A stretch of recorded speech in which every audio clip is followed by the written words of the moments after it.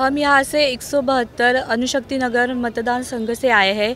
यहाँ पे आज करीब के 1000 से ज़्यादा एम्प्लॉयज़ आए हैं जो दिन रात मतदान कैसे अच्छी तरह से पार हो ये हम कोशिश कर रहे हैं। हम यही संदेश देना चाहते हैं कि हम सब वोट करें, तो छुट्टी ना मनाएं और सभी बाहर निकले।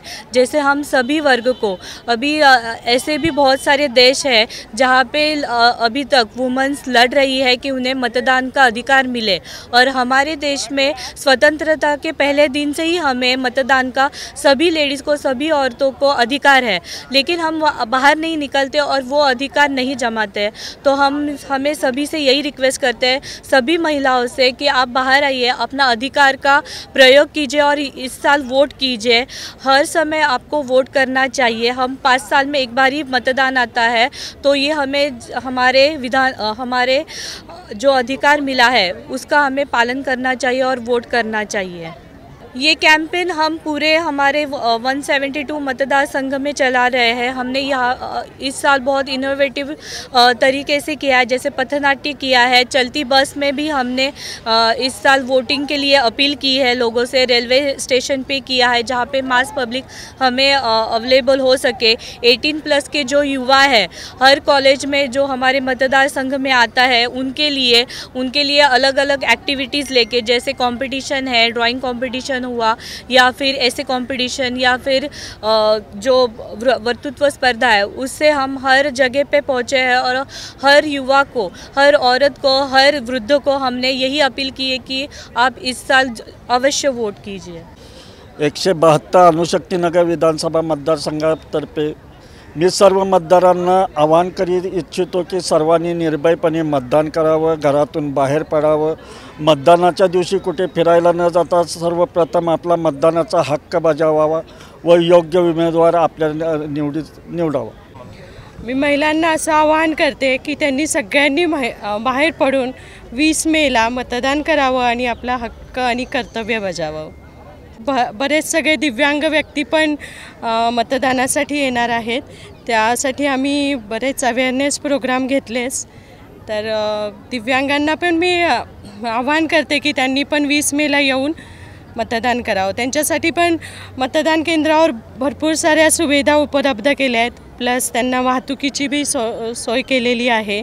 सो सगळ्यांनी येऊन 20 तारखेला मतदान करावं। 20 मे रोजी वृद्ध, महिला आणि युवक यांनी जास्तीत जास्त प्रमाणात मतदान करण्यासाठी आवश्यक हीच माझी सर्वांकडून अपेक्षा। तर अणुशक्तीनगर विधानसभा मतदारसंघाच्या वतीने या ठिकाणी मतदार जनजागृती कार्यक्रम स्वीप अंतर्गत रॅली काढण्यात आली होती।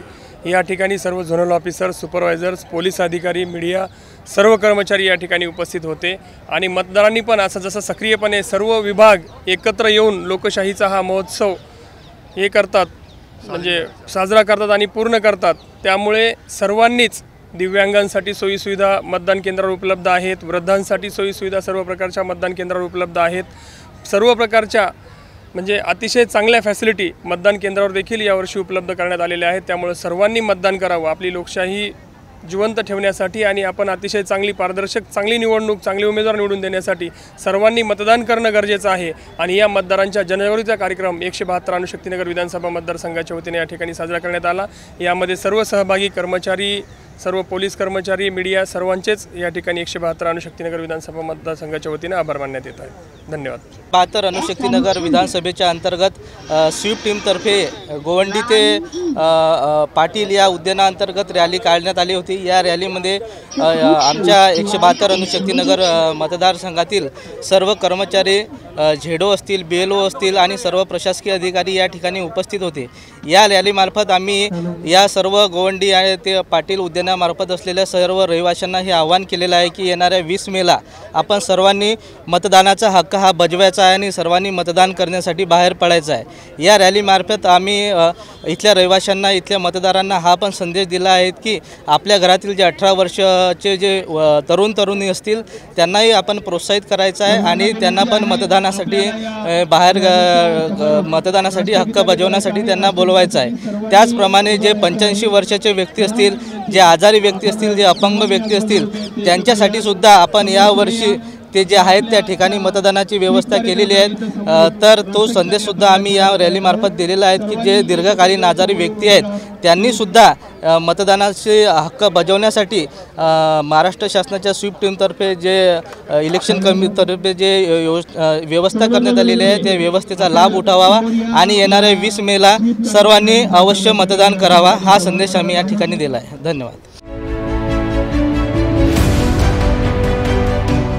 CEN न्यूज देश प्रदेश की ताज़ा तरीन खबरों के लिए CEN न्यूज को सब्सक्राइब करें और रहें पल पल की खबर से हर पल बाखबर।